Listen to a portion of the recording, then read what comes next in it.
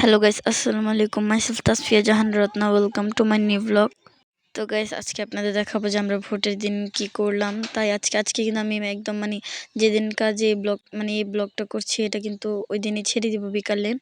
আর এখানে যে আমাদের বাড়ির সবাই কারণ এখন সবাই ভোট দিবে। আর গাইস, আমাদের এখানে একটা নিয়ম কি, যে যদি যারা ভোটার তার যদি ভোট দেয় তাহলে অটো পাঠানো দেওয়া হয় ভোট কেন্দ্র থেকে। আর ভোট কেন্দ্রটা হচ্ছে আমাদের স্কুলের এইখানে।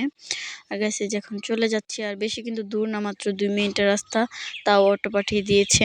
যাই হোক, যাইতে সুবিধা হয়েছে। আর যে এখন চলে যাচ্ছি। আর গাইস, এটা হচ্ছে ভোট কেন্দ্রের অবস্থা। আর আমার ফুপ্পি কিন্তু ভোট দিচ্ছিল বক্সের মধ্যে। আর গাইস, আমি তো ভোটার না, কি বলবো, ভোটার না, তাও গেছি যে মানুষ কি করে এগুলো দেখার জন্য। আর গাইস, আমার তো খুব এতিম এতিম লাগতেছিল যে আমি কেন ভোট দিতে পারবো না। যাই হোক, ব্যাপার না, বড় হয়ে ভোট দিব।